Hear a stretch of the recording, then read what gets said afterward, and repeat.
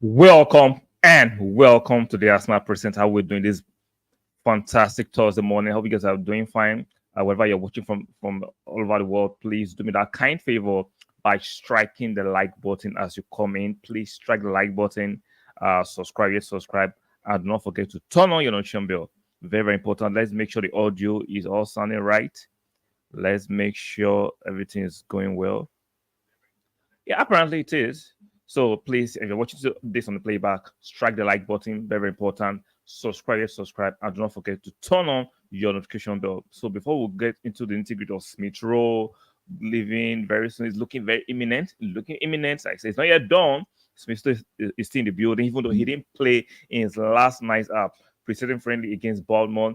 But according to Mikel Arteta, I'll get there. If I get there, we Arsenal played yesterday in the preseason friendly in the United States against Bournemouth. 1-1. It ended. We scored in the first half. Bournemouth equalized in the second half via a deflected goal. While what's his name? Fabio Vieira, the forgotten man, right, actually scored a fantastic, superb goal yesterday in the first half to give us the lead in going to the first half 1-0, and Bournemouth equalized and made it 1-1. The stand-up performances for me was Nwaneri. He looked very bright. He looked very, very bright and comfortable. For me, that is the quality youngster we have to keep. That's the quality youngster we have to continue to develop and monitor his progress. He looked very, very good yesterday. So Nwaneri looked good. The guy, Skelly, playing at the left back, he looked very, very good, very, very brave on the ball, very tight on the ball, very confident. Those are the kind of youngsters we need to continue to develop and progress. They look very, very good. The youngsters look very, very good yesterday. In the older player side, Partey looked very comfortable yesterday. A bit rusty, but could see that he's building on his fitness. Partey looked good yesterday. Fabio Vieira wasn't looking out of touch. Like I said, scored the first goal to give us the lead yesterday before the equalizer. So it was a good game. Good run out for the boys. A mixture of youngsters and experience. Odegaard came in the second half, looked tidy on the ball. So it was a good game. It was a very good game. The match ended 1-1. And we actually went into penalties and we won. And Kaihan shone through us by saving 2 penalties yesterday. Oh, shout out to my guy, Mr. Fosa. Good morning. Aura for aura. Shout out to you. Definitely. We are enjoying. We had some aura in the building yesterday. Like Nwaneri was oozing that kind of aura yesterday. For me, I've been convinced on the first time I laid my eyes on the quality of Nwaneri that there's something in that guy. There's something obviously there in that guy, and we have to manage him properly. Good morning, sir. Good morning to him, sir. First, I hope you're doing well. I hope you woke up well this morning. So there's something there. Nwaneri, people have been suggesting send him on loan. No, I don't think you have to send Nwaneri on loan. He's good enough to compete in this Arsenal team. He has the skill set. The players trust him. He's not a player you send on loan to develop. There are players, as much if you give them game time, which I think Nwaneri is confident enough and is good enough to get game time. Not all player needs to be sent on loan to prove their quality. This guy, Fabregas was also sent on loan. Saka was sent on loan, but I argue Saka was also sent on loan because we're struggling at that point, right? I understand. Smith-Rowe was sent on a few loans, but for me, what I'm seeing from one is comfortability. The fact that he's comfortable around the first team, the way he plays the game, the smartness, the way he sees the game. I don't need to send one area on loan. He will get game time this season. He will get game time. He's good enough. He will get in the Carling Cup, and I'm hoping he gets game time in the Premiership, especially when we start blowing teams away. In the first half, we are scoring 4 or 5 goals. You can bring in one area to actually play in the second half. He will get game time. I am confident. What I've seen from this player, even at that young age, the confidence on the ball, Nwaneri will get game time at Arsenal. He doesn't need to send on loan. All these calls or send him on loan to get some few games, I believe he will get game time at Arsenal. Some of you might disagree. Let me know in the comment section. Do you think it's necessary, right, for us to send Nwaneri on loan or keep him here? I just think he's good enough to compete with the boys right here. So 1-1. We go again on Saturday. I think we play Man United on Saturday. So looking forward to that game. So aside from that, let's go to the breaking news yesterday night. Exclusive from David. Fulham close to reaching agreement with Arsenal to sign Smith-Rowe. Talks over move worth up to £35 million will be a record recruit for Fulham. matches biggest Arsenal sale. If deal struck, 23L expected to do medical and finalize them. So Smith-Rowe, as much as a lot of Arsenal fans, right, we are sentimentally attached to this guy.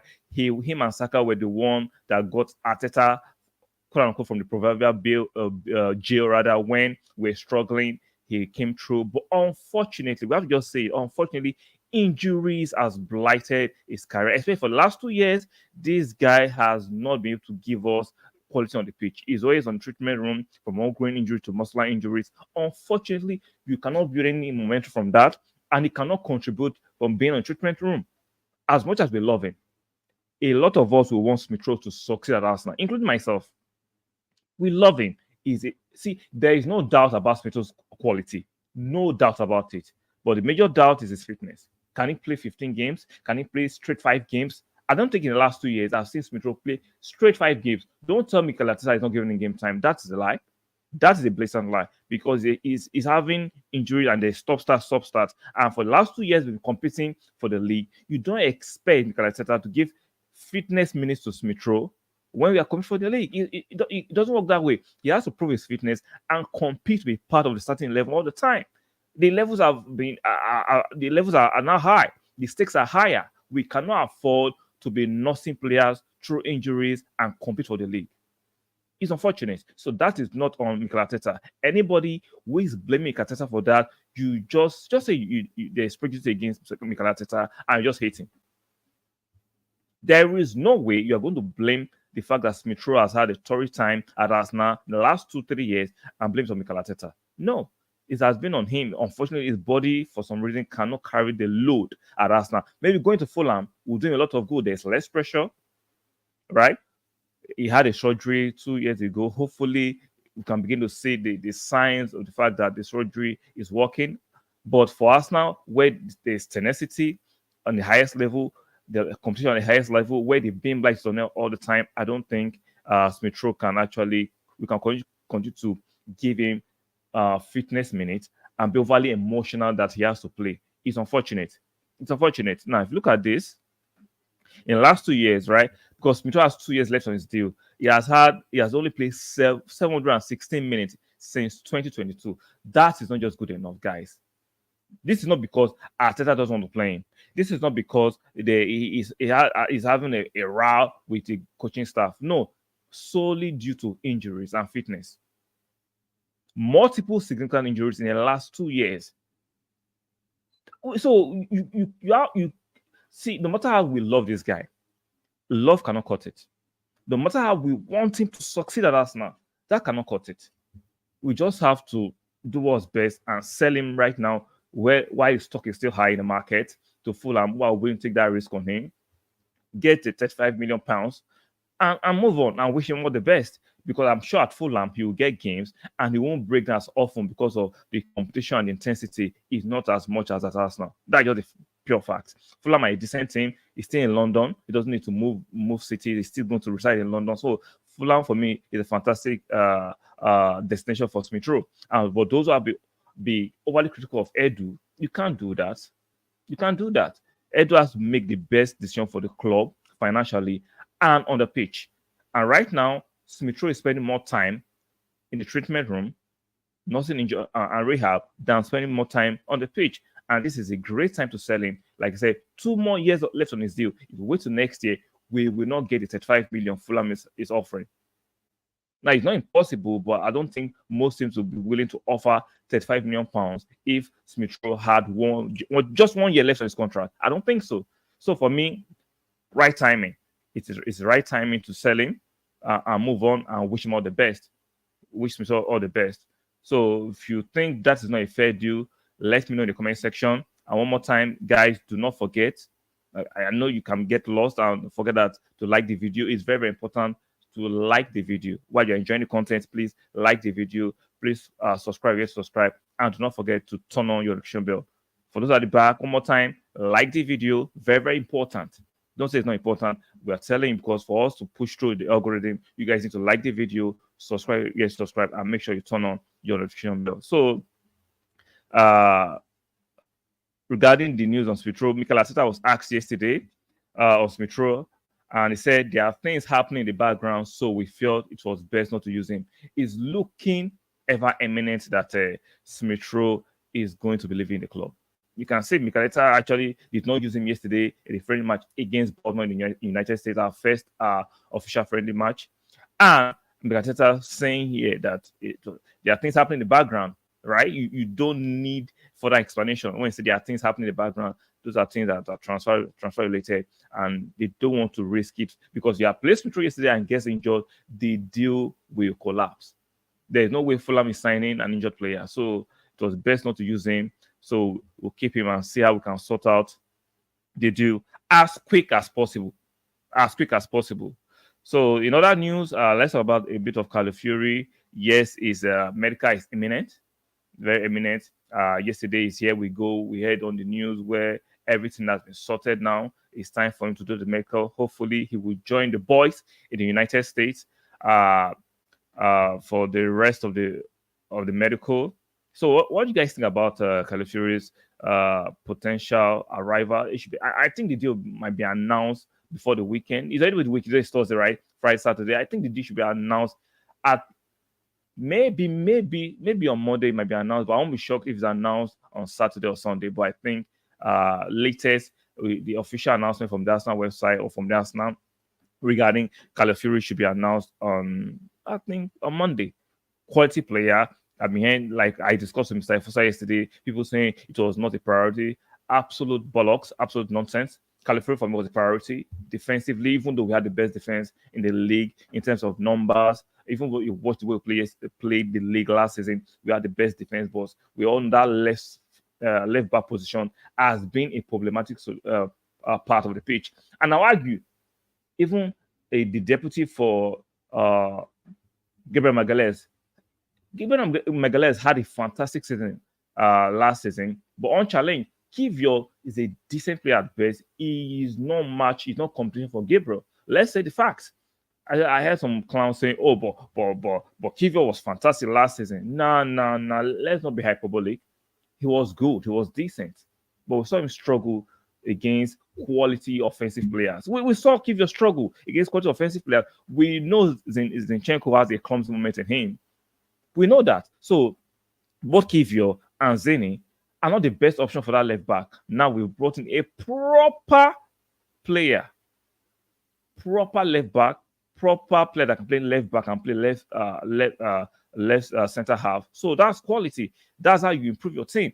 Now, whether because it's not a midfielder or because he's not an attacking player, people are not saying the significant. It just shows how myopic, how backwards thinking some of these content creators who claim to know football are. A player, a defender can affect how your midfielders and the attackers succeed. Because, one more time, I'm going to mention it. I'm sounding like a broken record. Go and watch the Man City game. Away at the Etihad, Jesus was doing more defending than attacking. Not because Jesus didn't want to move forward and attack, because he had to keep an eye on Kivior and protect him.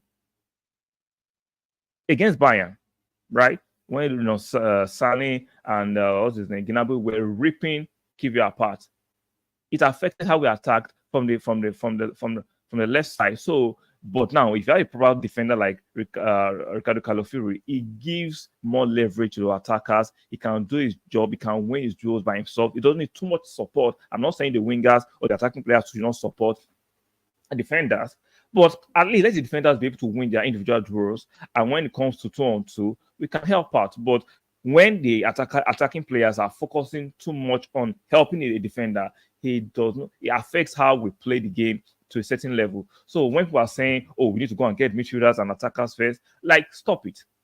The argument is actually lame and stupid because goal scoring was not a problem last season. I keep on hearing we need a striker. I'm not saying don't get a striker, but the word need a striker is misleading. Extreme misleading. We don't need a striker because goal scoring, one more time, statistically and physically, was not our problem in the last 2 seasons. We didn't lose the league last season and the season before for goal scoring. It's our defending.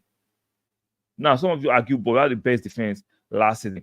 Yes, on paper, we had the best defense. But look at the games that led us to losing the league, were games where Zini and Kivio were not just good enough. They had moments of erraticness, and that cost us points. So those are the margins you need to tidy up. These are fine margins you need to tidy up. So we can look at Man City and see last season, Man City brought in Gavadio to show up their left side of their defense, and Gavadio ended up scoring crucial goals for them and still defending well for them. So it's not, you don't improve the team solely by buying attacking players or midfielders. Sometimes you need your defenders to be that bedrock that can allow the attacking players to do their job. So one moment we are shouting, right? Defense wins you titles. Then when you want to flip it and move the goalpost, you need strikers. We know strikers win you games, but your strong defense win your title, and we want to win the title. And tightening up defensively is very important as per the fact that the clumsy goals we considered last season came from a particular side of the pitch, and we are there to show it up. And we've done a fantastic job by showing it up by the acquisition of Calafiori, and hopefully can do his medicals, and we can begin to be excited and move on. I'm not saying Arsenal shouldn't go and get attacking players or midfielders. That's not what I'm saying. I'm saying stop the rhetoric, stop the misleading narrative of the most important thing is defenders and attacking players. That is not why we lost the league. I just laid down my empirical evidence. We didn't lose the league one more time due to our attack. We lost it due to our defending and key injuries to certain players. So let's not be crazy. Marcel says we have Saka, we are good. Marcel, I saw your comment in my last video where you said we need. Let me check if I can see the comment real quick. When you said, yeah, thank God you're in the building. You are in the building. Said goal scoring was our biggest problem the last 2 seasons. Marcel, can you defend that? Because now you're live here in the building. Goal scoring has never been our problem, Marcel. That's not our problem. Defending has been a problem. I just told you last season we scored record-breaking numbers of goals. In national history. So goal scoring is not the problem. Now, you might not like Kai Havertz because you don't like the way you play. That's your personal problem. And I understand.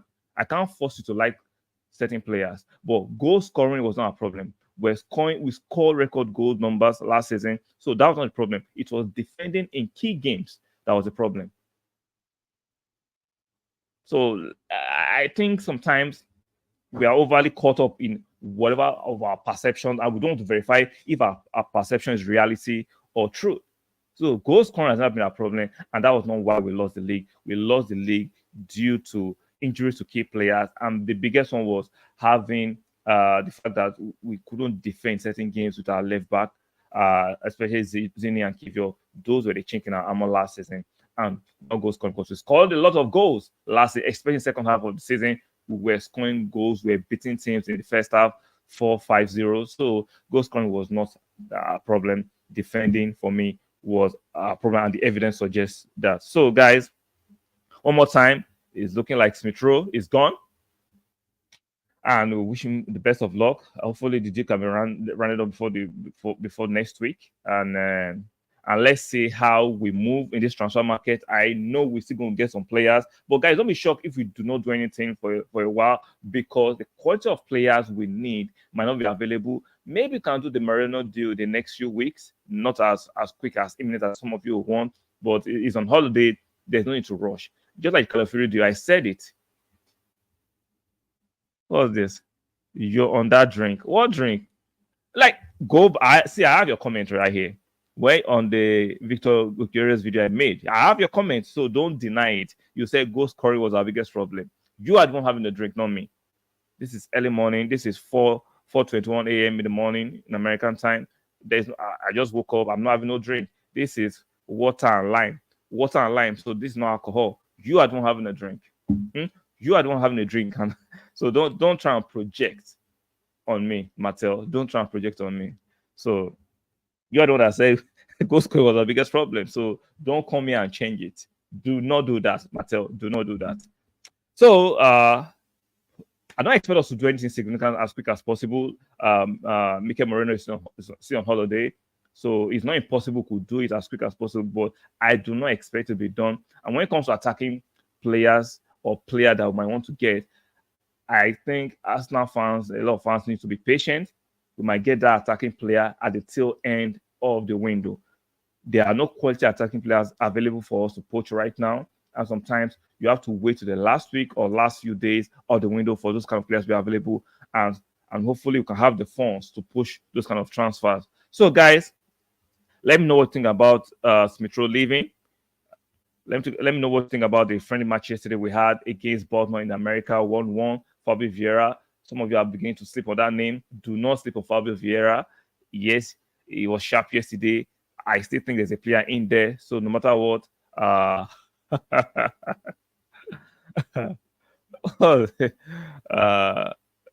you're the worst. That's why you're the best.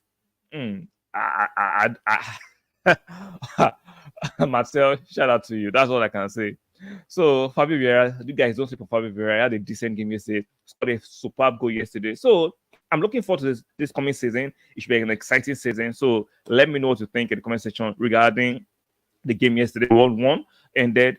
Kaihan shining through as a goalkeeper, saved 2 penalties. Had a decent game yesterday. Fabio had a decent game. Waneri looked like another star boy on the horizon yesterday. Partey playing 70 minutes, looking very good. He had a few skirmishes here and there, but Partey is looking very good. You can see Arteta is trying to build up his fitness. It's looking like Partey is going to stay. I don't think he's going to get sold. So it's looking exciting for me right now. I don't understand the negativity about, oh, go and sign this, go and sign that. Be patient. The transfer window has not ended. Like, let's be patient. We'll get the right players at the right time. And I'm confident of our outcome at the end of the transfer window come in August. So let me know what you think in the comment section. Like the video, very, very important. Subscribe yet, subscribe, and make sure you turn on your notification bell. One more time, like the video, subscribe yet, subscribe, and make sure you turn on your notification bell. And I'll see you guys in the next one. Bye for now.